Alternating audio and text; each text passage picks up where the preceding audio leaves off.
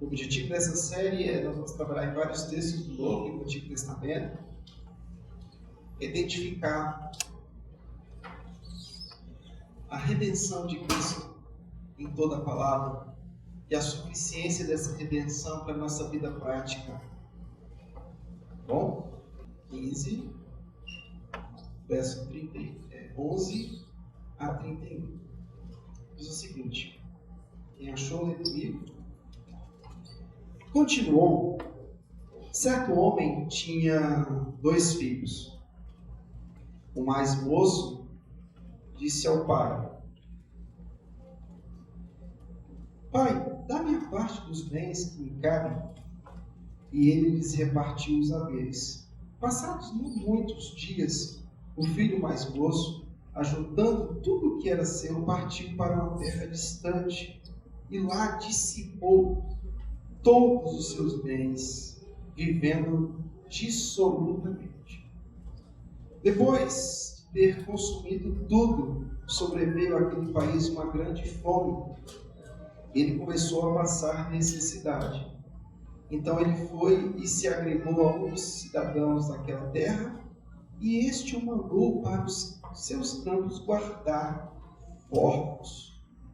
Ali desejava ele fartar-se das alfarrobas que os porcos comiam, mas ninguém lhe dava nada. Então, caindo em si, disse: quantos trabalhadores de meu pai têm pão com fartura, e eu aqui morro de fome? Levantar-me-ei e irei ter com meu pai, e lhe direi: Pai, pequei contra o céu e diante de ti. Já não sou digno de ser chamado teu filho. Trata-me como um dos teus trabalhadores. Levantando-se, foi para o pai. Vinha ele ainda longe quando seu pai o avistou e, compadecido dele, correndo, o abraçou e beijou. O filho lhe disse: Pai, eu pequei contra o céu e diante de ti. Já não sou digno de ser chamado teu filho.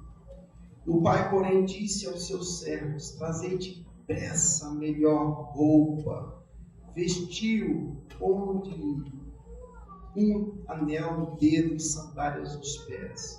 Trazei também e matai um novilho cevado, comamos e regozijemos, porque este meu filho estava morto e reviveu, estava perdido e foi encontrado. E começaram a regozijar-se. Ora, o filho mais velho estivera no campo, e quando voltava, ao aproximar-se de casa, ouviu a música e as danças. Chamou os dos criados e perguntou-lhes que era aquilo. E ele informou: veio teu irmão e teu pai mandou matar um novilho cevado, porque o recuperou com saúde. Ele se indignou e não queria entrar. Porém, o pai procurava conciliá-lo. Mas ele respondeu a seu pai: há tantos anos que te sirvo sem jamais transgredir uma ordem tua, e nunca me deste um cabrito sequer para alegrar-me com os meus amigos. Vindo, porém, esse teu filho, e desperdiçou os teus bens com as meretrizes, tu mandaste matar para ele um novilho cevado. Então lhe respondeu o pai: meu filho, sempre estás comigo, tudo o que é meu é teu. Entretanto, era preciso que nos regozijássemos e nos alegrássemos, porque esse teu irmão estava morto, estava perdido e foi achado. Estava morto, estava perdido e foi achado. Senhor, em nome de Jesus, leitura da tua palavra, do teu evangelho foi feita, e agora o que te pedimos é que teu Espírito Santo ilumine os corações, para que essa palavra do Evangelho possa não somente informar, mas que possa transformar. Que nós sejamos impactados com a maravilha do Deus que nos encontra por intermédio de Jesus Cristo. Que sejamos impactados com o tamanho do amor de Deus, o tamanho da graça de Deus. Que sejamos, meu Pai, totalmente impactados pelo poder que há na graça de Jesus Cristo. Muito obrigado, Senhor. Muito obrigado por esse Evangelho poderoso e maravilhoso. No nome de Jesus, amém e amém. Meus queridos, nós precisamos ver o Evangelho da forma como ele é apresentado na palavra de Deus. E eu já queria começar fazendo uma pergunta para você. Como você vê, entende e aplica o Evangelho na sua vida? Quando eu falo de Evangelho, eu falo daquela boa notícia de que Jesus fez tudo que foi necessário, ou seja, morreu na cruz, e essa morte se tornou suficiente para nos reaproximar do Senhor. Diante da ira de Deus que estava proposta a nós, diante da condenação eterna que estava proposta a nós diante do pecado de Adão, nós temos a oportunidade de viver a graça de Jesus Cristo nos reconciliando com o Pai. Mas nós, muitas vezes, não conseguimos enxergar o Evangelho dessa forma porque nós temos uma grande dificuldade no dia a dia com a nossa própria justiça. A nossa justiça própria,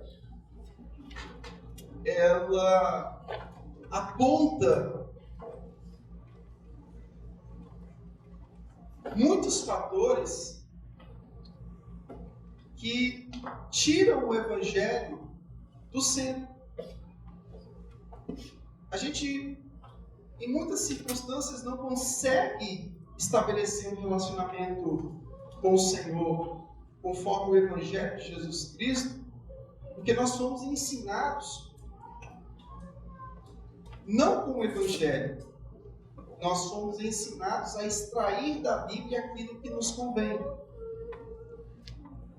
Nós somos ensinados a extrair da palavra de Deus alguma coisa para mudar a nossa vida. Nós temos muitas narrativas. Cada um de vocês tem uma história. Cada um de nós temos uma história de vida. E essas histórias de vida, elas vão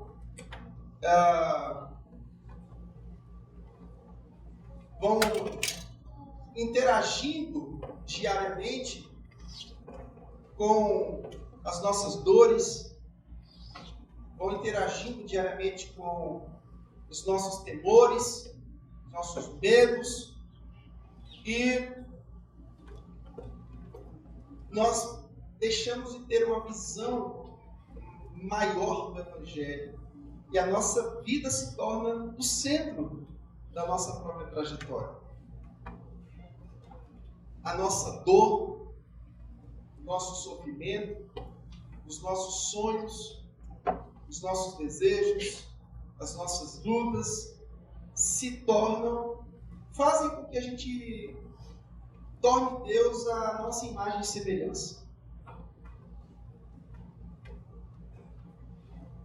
Nós começamos a andar em círculo. E as nossas narrativas, os nossos problemas se tornam o nosso objetivo maior de viver. O objetivo maior de existir são os nossos sonhos. É sair de alguma situação de vício.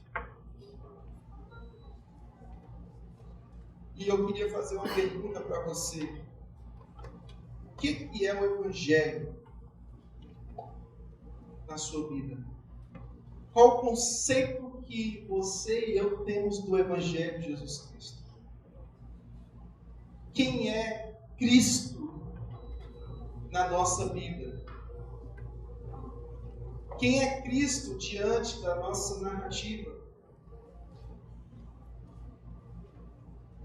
Qual o papel que Cristo tem desempenhado no nosso dia a dia? Ele tem sido simplesmente alguém que pode resolver o nosso problema, ou que pode tirar a nossa dor, ou que pode restaurar o casamento. Amém? Se tudo isso acontecer, glória a Deus por isso. Mas ele é muito mais do que isso.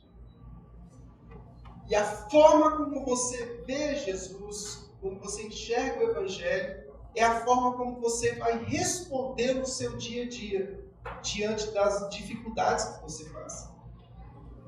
A forma como você vê o Evangelho, você vai usar no seu dia a dia. E literalmente, se você não consegue ter uma imagem bíblica do Evangelho, uma imagem cristocêntrica do Evangelho, você vai buscar o Evangelho como último recurso na sua vida, quem sabe. O Evangelho de Lucas, ele trata do Cristo, o Jesus que se preocupou com as mulheres, o Jesus que se preocupou com os pobres, o Jesus que se preocupou com as crianças. O Evangelho de Lucas vai tratar desse Cristo que foi ao encontro dessas categorias de pessoas, dos perdidos. O Evangelho de Lucas é o Evangelho que vai trabalhar de forma mais contundente o Cristo indo ao encontro dos perdidos. Ele vindo ao encontro dos perdidos. Pessoas que não eram nada na sociedade, ou eram discriminadas por serem coletores de impostos, ou eram tratadas com desprezo por serem mulheres ou crianças, eram desprezadas no processo da viuvez. Jesus, ele foi ao encontro dessas pessoas. Sim, Jesus teve compaixão dessas pessoas. Jesus teve compaixão de todas essas classes menos favorecidas que está destacada aqui em Lucas. Porém, Jesus não era marxista. Assim como Jesus amou o pobre, Jesus amou o rico. Assim como ele amou a criança, amou a mulher, amou o homem. O Evangelho de Lucas nos traz a imagem perfeita de quem é Jesus. Jesus não é da classe específica dos escribas. Jesus não pertencia à classe da direita e nem da esquerda. Jesus ele não tinha uma predileção pelos pobres por ensinar que o Evangelho era só para os pobres. Não, o Evangelho era para os perdidos.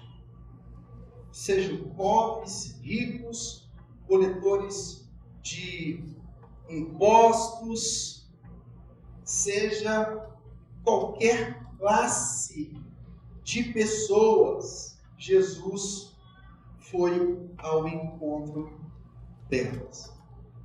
Nós, às vezes, queremos formar uma imagem de Jesus como se ele fosse ao encontro de pessoas dignas. E Jesus, no Evangelho de Lucas, nos mostra a nossa indignidade, porque nós estamos aqui no Evangelho de Lucas. Nós estamos dentro de alguma dessas categorias. É claro que ele adverte o rico por mais veemência, mas ele não exclui a possibilidade de salvação do rico. Ele só deixa claro que a riqueza não é um sinal da bênção de Deus, e nem a pobreza um sinal de maldição. Então Jesus não está dividido entre riqueza e pobreza. Jesus não está dividido em polarizações que apontam para o capitalismo ou o socialismo. Jesus é Deus. Jesus é Deus. O Evangelho de Lucas é um evangelho que você precisa ler comendo farinha. Como o Evangelho de Lucas com farinha, como diz lá no Nordeste. Porque você vai ter a imagem real de Jesus. A imagem real de Jesus não é a imagem que você construiu conforme o seu contexto cultural. A imagem real de Jesus não é a imagem que você construiu conforme o seu contexto familiar. Jesus não é aquele que você construiu dentro do seu conceito religioso, do seu conceito social, do seu conceito familiar, do seu conceito de comunidade, de cultura. Jesus é transcultural. Jesus está além da cultura.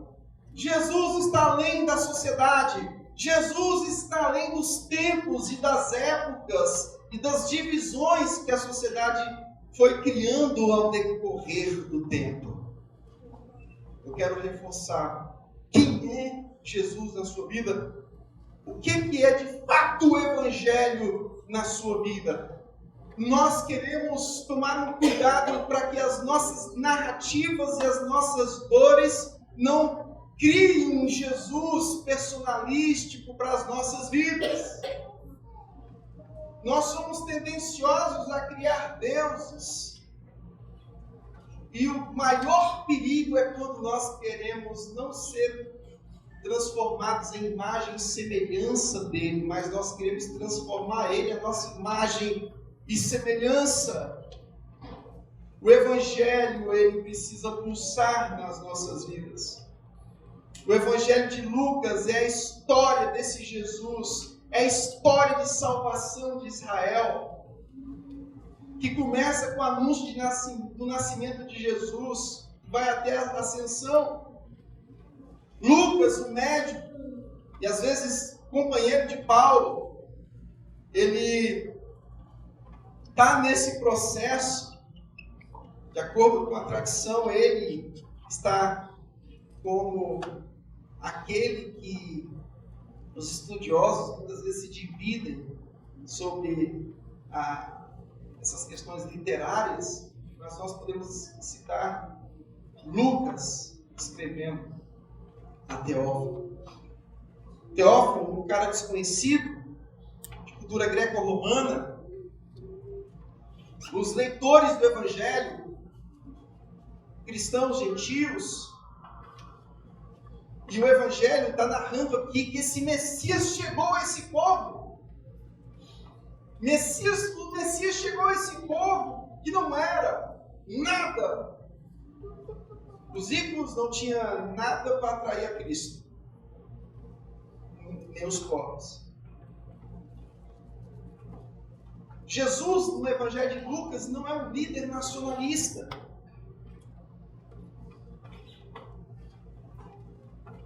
Ou ele não é um tipo de líder popular que se identificava com as pessoas conforme público-alvo. Tipo aquela coisa que a gente tem hoje. Hoje é o culto do empresário, o culto não sei o quê, o culto daquilo outro. Não. Jesus, ele não tinha esse tipo de predileção. Na mesma igreja devem conviver pobres e ricos, homens, mulheres, crianças, homens de muita posse, homens de pouca posse, doutores ou analfabetos. É essa a mensagem de Jesus no Evangelho de Lucas, mesmo porque nenhuma dessas categorias poderia fazer nada para ser digno do amor de Deus através da redenção em Jesus Cristo. Por isso que eu não posso polarizar Cristo. Porque nenhuma categoria social poderia oferecer algo que gerasse a salvação em Jesus. Todos pecamos e destituídos estamos da glória de Deus. O reino de Deus é justamente isso. Povos de todas as nações, de todas as tribos, de todas as raças, de todas as etnias, branco, preto, pobre, rico, milionário, sem nada na vida. Todos esses comprados pelo sangue de Jesus. Homens que não tinham dignidade nenhuma. Assim como eu, assim como você. Jesus veio para salvar os perdidos. Os marginalizados. Eu e você podemos nos considerar como marginalizado. Dentro daquilo que você considera como marginalizado, diante do reino de Deus, ricos e pobres eram marginalizados no Evangelho de Lucas. Porque os ricos eram temidos, os coletores de impostos eram temidos, e os pobres eram desprezados. Então são duas categorias que são marginalizadas diante do Evangelho, que é o poder de Deus para salvar todo o que crê no sacrifício de Jesus Cristo. Quem é realmente Jesus na sua vida? Que Deus é esse que tem sido criado no seu coração? Esse Jesus que tem sido criado no seu coração é um Jesus nacionalista, é um Jesus com predileções familiares. Eu lembro que uma das visitas do MEC aqui, o avaliador perguntou assim: rapaz, você tem uma origem britânica, pastoral na sua vida? Tem uma cara de filho de pastor inglês. Eu falei, cara, meu pedigree é a graça. Meu pedigree é Jesus Cristo. Jesus, o reino de Deus não está ligado às questões genealógicas, às questões familiares, aos nomes das grandes famílias. Uma colega nossa que tem um nome que falei com ela, a esposa do Léo, né? Olha, se você chegar numa loja e disser que é Bragança e coisa e tal, Orleans e não sei o que, rapaz, você compra até uma Ferrari só com o nome.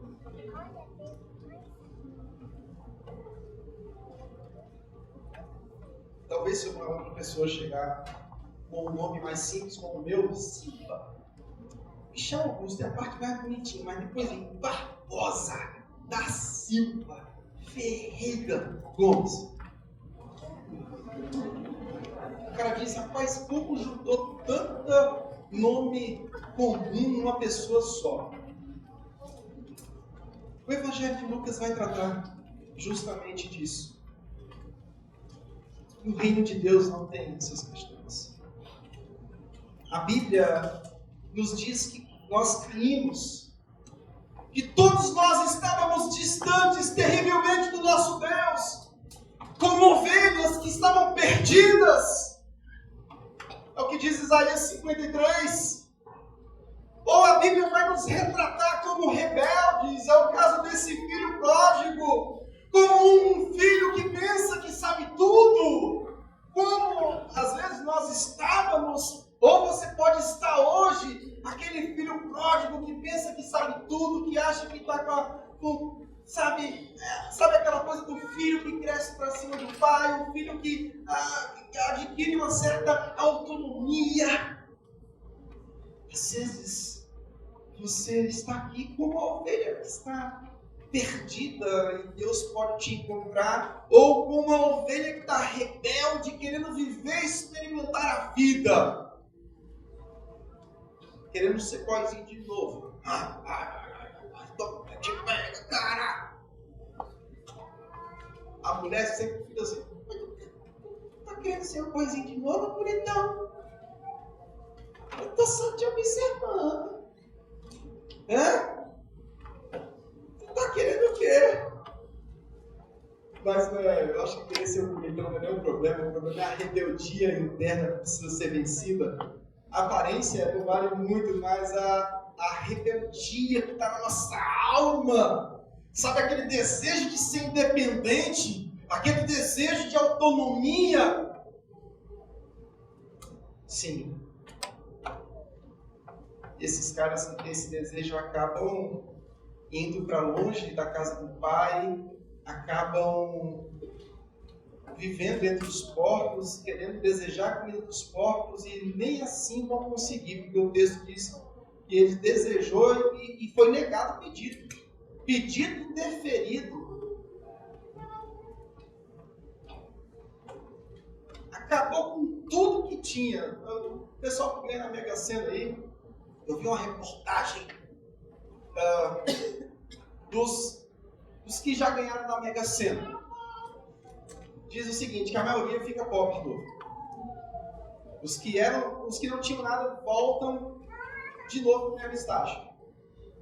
A primeira atitude é dar aquele sumiço. Por isso que a gente já fica assim, né?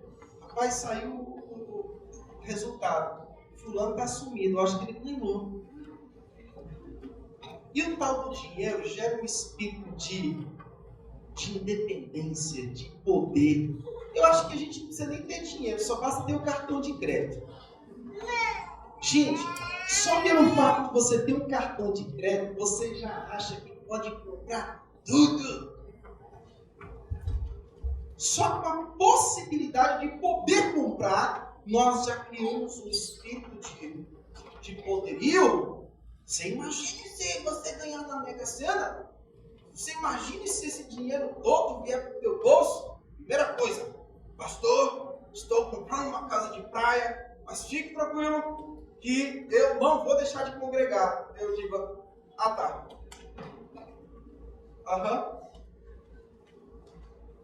Eu quero estar vivo para ver essa história. E tem gente que não precisa nem ter dinheiro para ter o espírito de rebeldia. Com muito ou com pouco, com honra ou desonra, eu posso tudo em mim mesmo que me fortaleço. Porque a rebeldia não depende de riqueza nem de pobreza. É justamente isso que Lucas quer nos ensinar. É justamente isso que Lucas quer nos ensinar. A nossa condição. A condição do nosso coração. E a condição do Deus. Lucas quer mostrar quem nós somos. Nós somos carentes. Necessitamos desesperadamente de alguém que venha e abra os nossos olhos. E mostre para nós o tamanho do nosso pecado. E mostre para nós o tamanho da redenção em Cristo Jesus. Sim, nós precisamos de tudo isso. E o texto de Lucas fala exatamente daquilo que não somente o filho mais novo precisava, mas fala das atitudes do filho mais velho como alguém que de fato vivia na sua meritocracia para ser digno diante de Deus. O texto diz, no versículo 11 ao 32, sobre a parábola do filho pródigo. Os comentaristas vão dizer que essa parábola deveria ser chamada a parábola do pai amoroso que espera. O Evangelho. Que alegria é poder estar diante de um Deus que entregou Jesus Cristo por nós e nos revela que a história começa com ele, não comigo. Porque eu estou cego, desejando comida de porcos.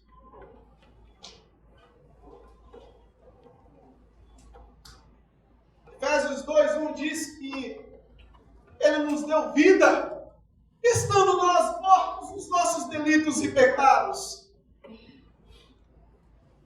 O texto fala do arrependimento do filho, mas existe algo muito mais profundo do que a iniciativa do filho, porque, de fato, ele nos amou primeiro. Eu não poderia me arrepender dos meus pecados se ele não tivesse vindo até mim e me amado primeiro. Eu não posso reconhecer os meus pecados diariamente depois de ter nascido de novo, se a graça não me ajudar para tanto. Às vezes nós estamos tão cegos que é necessário uma operação especial da graça de Deus para tirar a cegueira dos nossos olhos e levar-nos ao prumo. Essa parábola mostra a disposição de um pai, a atitude de um pai. Essa parábola mostra o grande amor de Deus, um amor. O Michael Orton, uma vez eu vi ele pregando numa conferência fiel, ele disse sobre uma graça teimosa. Uma graça teimosa, essa graça teimosa insiste em nos acompanhar e a gente diz: Senhor, continue me acompanhando porque eu sou muito rebelde. Senhor, continue me acompanhando, continue me perseguindo no mais alto monte ou no mais profundo abismo, porque eu tenho uma vontade tão grande de chutar o pau da barraca. É assim que todos nós falamos de vez em quando. Por que eu estou com a vontade de comprar aquele caminhão que tem uma casa dentro e rodar o mundo inteiro? Mas eu tenho vontade de fazer aquilo sozinho, abandonando todo mundo. Abandonando esse pessoal que não dá valor em mim. Olha, pastor, os meus filhos, quando eu morrer, eles vão sentir falta de mim. Quem nunca ouviu a mãe falando isso, levante a mão. A mãe de vocês também fala isso. A mãe de vocês também já falou isso. No versículo 11 ao 12, nós temos a narrativa do filho mais velho. Ao mais velho estava destinado 2/3 dos bens do pai. Às vezes o pai daria o capital, que significa que ele não podia dispor dele para si mesmo, ainda que o filho pudesse vendê-lo e ficar com a renda. Porém, dar o capital para um dos filhos, como ocorreu nessa parábola, não era prática comum. E ele fez isso com o mais novo. Só que o mais novo pegou aquele dinheiro e pega para quem te quer. Foi igual essa galera que tem um bolão agora. Pergunta se eles estão lá no sindicato ainda, não sei. Pega para quem te quer. Versículo 11 ao 12. Depois do versículo 15, nós temos a narrativa do rebelde que se depara com a realidade do mundo. Porque o mundo é assim, o mundo ilude. Ele te apresenta uma grama muito mais verde que a tua. A vida te engana. Você olha para o lado e você diz... Às vezes a grama ao lado é mais seca que a tua. Mas você olha para a grama ao lado e você diz... Está verdinha. Essa grama está muito verdinha, está mais verdinha que a minha. Não, essa grama é muito melhor. Quando você chega lá, você se depara com um ambiente totalmente hostil, um ambiente, uma terra que é igual aquele pacote que você comprou, que as fotos vieram lindas e maravilhosas. Aí quando você chega lá naquela casa de praia, a casa de praia parecia coisa de cinema na foto. Aí quando você chega na casa de praia, todo mundo, os filhos, pai, a casa tem praia, a casa tem piscina, que maravilha, pai. Nossa, lá tem uma sala de cinema, tem não sei o quê, tem tudo. Aí quando chega na casa, a casa está recém-construída com acabamento a ser feito. A piscina só tem um buraco. E você diz, gente, talvez não seja essa casa. Aí um filho desesperado, né? Já está sonhando com aquela viagem há muito tempo. Ele diz, papai, talvez possa ser aquela casa que está ali na frente. Aí o filho vai lá e verifica, olha o endereço. Não, papai, não é aquela. Olha aquela outra. Também não é. De repente, todo mundo cai em si e se descobre que a casa é aquela mesma. É quase a casa lá do Toquinho. Não tinha teto, não tinha parede, não tinha nada. Assim é a vida e o mundo iludindo o rebelde. Você pensa, quem sabe eu consigo ter uma mulher mais especial se eu largar dessa aqui. Quem sabe eu encontre um homem, um príncipe. Ah, como eu queria aquele príncipe. E você fica projetando o outro homem, ou projetando a outra mulher, aquele príncipe e aquela princesa que você não tem em casa. E você diz, achei algo melhor. Mas quando você vai conviver, é como essa terra de corpos. Tem características e um cenário que você diz, meu Deus, que vontade de voltar para casa. Faça isso. E talvez você esteja em outro cenário, você, coração rebelde, pecador, como todos nós temos. O mundo te iludiu, o mundo te atraiu, as coisas belas dessa vida te chamaram a atenção. E quando você chega lá, não é nada daquilo e você começa a cair em si. Mas saiba que não é você que está caindo em si. O Senhor está te acompanhando. O Evangelho de Lucas é Deus indo ao encontro dos perdidos. Deus está te acompanhando. 17 diz, então caindo em si disse, quantos trabalhadores do meu pai têm pão com fartura e eu aqui morro de fome? Levantar-me-ei, irei ter com meu pai e lhe direi, pai, pequei contra o céu e diante de ti. É assim que a graça soberana age nas nossas vidas. Às vezes a gente está achando que o alimento lá fora é melhor. E a gente descobre que a gente tinha um pão tão gostoso. Sabe aquele café com pãozinho, aquela manteiguinha, aquele café pingado com aquele pãozinho fresquinho da padaria? Você sabe? Pois é. O pão vivo que desceu do céu é infinitamente mais saboroso que esse pãozinho que você come. Levantar-me-ei, irei ter com meu pai e direi, pai, eu pequei contra o céu e diante de ti. Já não sou digno de ser chamado seu filho. Olha a operação da graça. Eu não sou digno.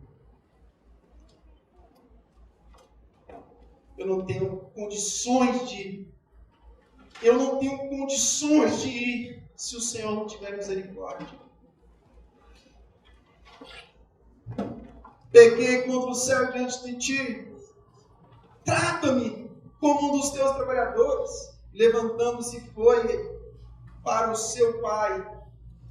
E a narrativa continua dizendo que o pai, versículo 20, ele esperava o retorno do filho. Essa parábola não é do filho, essa parábola é do pai.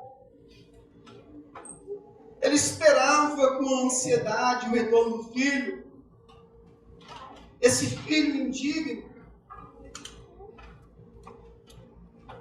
Vinha ele ainda longe, quando seu pai o avistou, compadecido dele, correndo, o abraçou e o beijou. E o filho disse: pai, painho, painho, eu pequei contra o céu e diante de ti.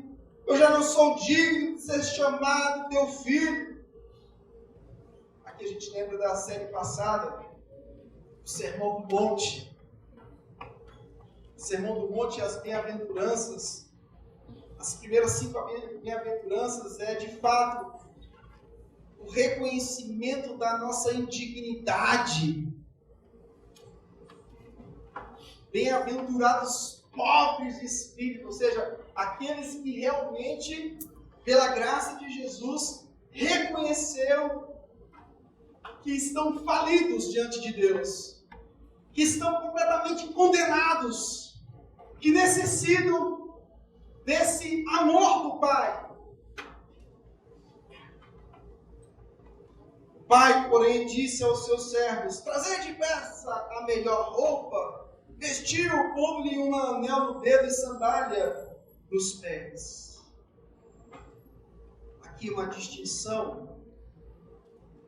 E o anel fala da autoridade. Porque os escravos não usavam calçados. As sandálias, elas mostravam, apontavam para a condição de um homem livre. Jesus está mostrando: olha, eu estou te dando aquilo que demonstra que você está livre, que você está perdoado.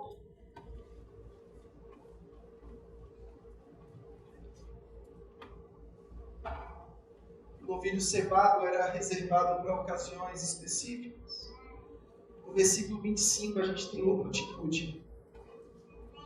A atitude do filho mais velho. O filho mais novo é aquele cara todo torto, todo lascado, pegou o dinheiro do pai e torrou tudo. O filho mais velho é aquele cara, sabe, aquele filho bajulador, que faz todos os gostos, que cuida de tudo, mas que chega diante do pai, cobrando do pai. Porque para o filho mais velho não tem almoço grátis. Eu faço, mas eu preciso ser contemplado. Esse outro não fez nada. Esse é o Zé Coité, papai. Esse mais novo só deu desgosto para o Senhor. Mas eu estou aqui no campo.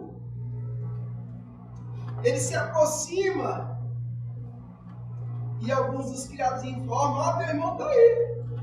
Você lembra dele? Aquele irmão que pegou a grana todinha e vazou? Ele está aí. Teu pai já fez uma festança lá, cara. Queria ser uma mosca para ver a reação desse filho mais velho, como dissesse assim: qual a dignidade que esse menino tem de estar sendo recebido com festa? Qual a dignidade que ele tem? Ele se indignou e não queria entrar. Você imagine o legalismo desse filho mais velho, né? Ele achava que as ações dele iriam... É como algumas pessoas de hoje: eu nunca roubei, eu nunca matei, eu nunca prostituí, então eu mereço ser salvo. Não. assim como aquele que nunca matou, nunca roubou, nem prostituiu, e assim como você, que é todo certinho, você e ele, nós todos, merecíamos o fogo eterno. Não há dignidade diante do Senhor. É por isso que o Evangelho de Lucas coloca várias classes, ricos, pobres, mulheres, crianças,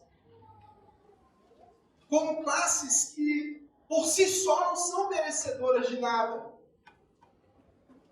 Para literalmente ilustrar para nós o tamanho do nosso pecado e o tamanho do amor de Deus por nós. Meu querido, meu irmão, só continue orando pelos perdidos. A única atitude sua é essa. Continue orando pelos perdidos. Às vezes você está na condição do filho mais velho. Eu estou aqui tantos anos servindo. Nunca transgredi uma ordem tua. Ah, para com isso. Aquele que disse que nunca pecou é mentiroso. 1 João fala. Aqui o super espiritual. Nunca transgredi uma ordem. Pelo menos na tua frente, né, pai? Mas por trás, nunca fiz nada de errado. Como é que pode? Esse cara aí, ele está recebendo essa festa. O Senhor nunca me deu um cabrito sequer para me alegrar com os meus amigos. Vindo, porém, esse filho que desperdiçou os teus bens com meretrizes. Agora o bichinho acusador dos infernos, né? Esse irmão mais velho aqui, rapaz, tu tá aí pensando, né, rapaz? Eu tô identificando esse irmão mais velho aqui, ó. Joga pra tu, que a gente sempre quer dar o irmão mais velho, acusador. Tu mandaste matar para ele no ouvido cevado. Então, ele respondeu, pai, meu filho. Se fosse um pai com poder, ó, meu bichinho. Ô, meu bichinho. Tu sempre está comigo. Tudo que é meu é teu. Nós precisávamos nos regozijar e nos alegrar, porque esse teu irmão estava morto e reviveu. Estava perdido e foi achado. O interessante que o texto mostra duas cenas. Olha para mim, isso é lindo. Não eu, o texto vai dizer. O texto mostra duas cenas. O filho na terra estranha se arrependendo, mas o pai dizendo aqui, olha, ele estava morto e reviveu, ele estava perdido e foi achado. Então, quando você olha para esse texto, você diz, esse moleque, ele teve um livre-arbítrio de encontro do pai, ele se arrependeu. Não, cara. Entenda que esse texto nos ensina sobre a soberana graça de Jesus Cristo. Esse texto está ensinando sobre o Deus missionário, o Deus que cuida, o Deus que vai ao encontro, o Deus que regenera, o Deus que nos leva ao arrependimento. Ele estava morto e reviveu, estava perdido e foi achado. Então essa parábola não é do filho que se arrependeu, é do pai que encontrou o filho. E assim aconteceu conosco. Assim aconteceu conosco. Nós o amamos porque ele nos amou primeiro. 1 João 4,19. Como as palavras de Cristo, elas nos mostram a glória e o amor de Deus.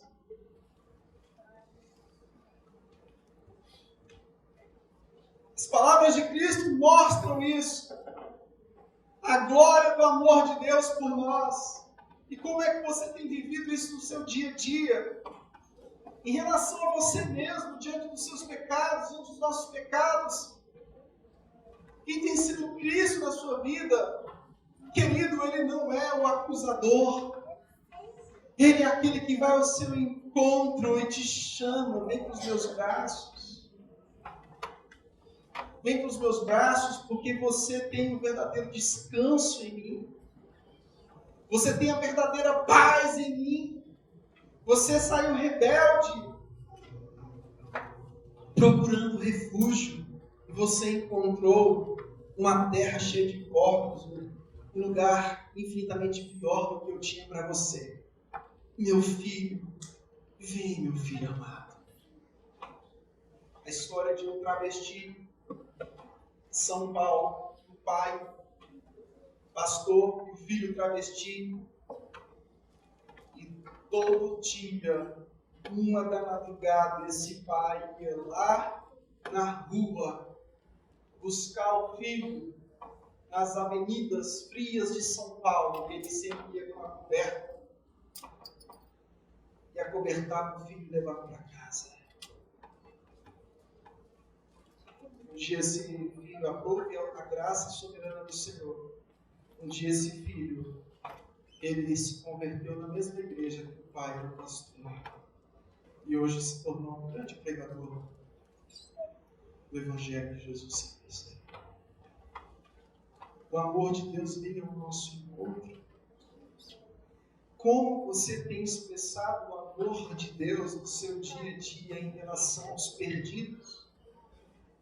Diga-se de passagem, Lucas apresenta os ricos, os pobres, as mulheres, as viúvas. Sim, o texto apresenta classes menos favorecidas e mais vulneráveis, mas os perdidos são todos aqueles que estão condenados, como eu e você estávamos à fogueira eterna. Como você tem desenvolvido seu ministério em relação aos perdidos? Como você tem recebido aqueles que eram indignos como você? Como você tem tratado pessoas que hoje não conseguem ter as mesmas atitudes que você? Como você tem tratado as pessoas que não chegou no mesmo nível de espiritualidade que você? Somente pregue o Evangelho do juízo e da graça. Ame e abrace. Beije bastante. Se for teu filho, claro. Se for seu filho, sua filha. Como essas palavras de Cristo te impactam da forma como você tem que conduzir a sua vida diante de Deus? Como isso deve mudar na sua vida a sua falsa percepção que você tem de Cristo? A falsa percepção que você tem de você mesmo como alguém que merece mais do que o outro? Como o pródigo, por nossos pecados, nós viramos as costas para Deus e pegamos os dons de Deus e os usamos para o nosso próprio prazer, para a nossa própria miséria. Mas o Senhor pode nos levar ao arrependimento. É hora de voltar e lembrar da bondade de Deus. O nosso coração tem atitudes em relação aos pecadores, no sentido de medir o nível, a intensidade de como essa pessoa é, para decidir, não, esse aqui vai ser salvo. Antes do filho mais velho, nós temos os fariseus, que ficaram lá do lado de fora da alegria, pois o coração deles estava ainda longe da graça de Deus. Agora o versículo 32, ele mostra que o amor do Pai se derretendo em alegria pelo Filho, pela conversão do pior dos pecadores, deve ser a forma como nós devemos viver nesse mundo.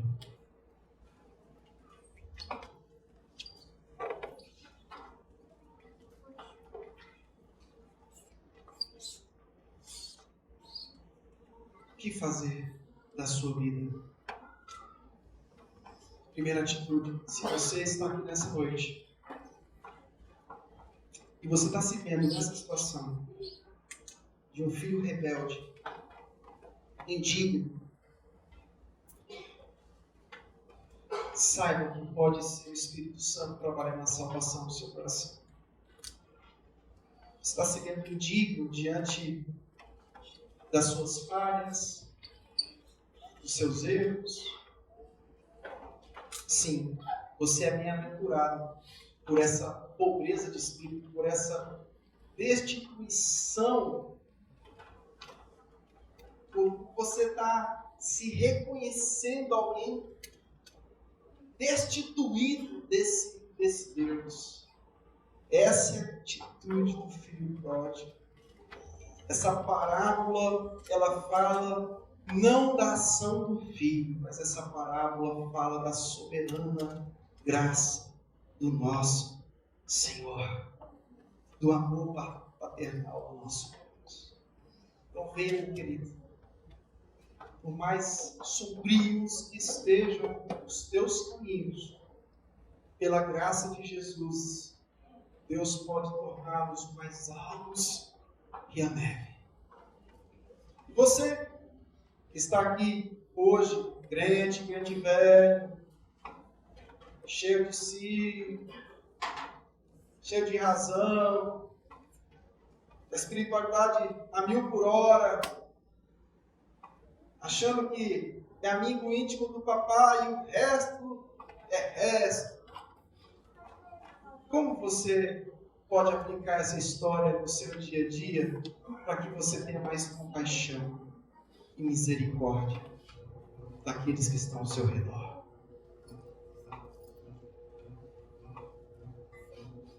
Que nessa noite Deus nos livre de 2 atitudes. Que Deus nos dê uma atitude e nos livre de outra. A atitude de reconhecer os nossos pecados, só a graça pode nos ajudar. E a segunda atitude, de nessa vida, entender o Evangelho como algo que vai além de tudo aquilo que você reputa como algo importante. O Evangelho de Lucas nos ensina que Jesus, ele não era o mestre dos grupinhos. Ele não era um líder comunitário que tinha predileções comunitárias. Ele não era um líder revolucionário. Ele não tinha essa divisão que as pessoas tentam ter para enquadrar as outras dentro do padrão do reino de Deus ou não. O padrão do reino de Deus não é a sua estatura, a sua cor, o seu status social, a quantidade do dinheiro que há no seu bolso, as suas predileções sociais, partidárias. O padrão do reino de Deus é arrependimento e conversão. E isso só a graça de Jesus pode fazer por você. Tire Jesus do seu enquadramento, tire Jesus da sua forma e deixe Jesus na forma da Bíblia, do Evangelho. E lá você vai ter a certeza de que você está falando do Jesus certo, do Jesus que amou o perdido, que amou o pecador. Deus te levante, irmão, nesse contexto. Deus te levante na sua casa. Deus levante-nos na nossa casa. Deus te levante no teu trabalho. Deus te levante em todos os ambientes da sua vida. E que você enxergue, além das narrativas que estão à sua frente, mas que você enxergue como Jesus enxergou, como Deus te enxerga. Através das lentes de Jesus, você olha para o outro. E só assim você pode dizer, e eu posso dizer, que somos convertidos a Cristo Jesus.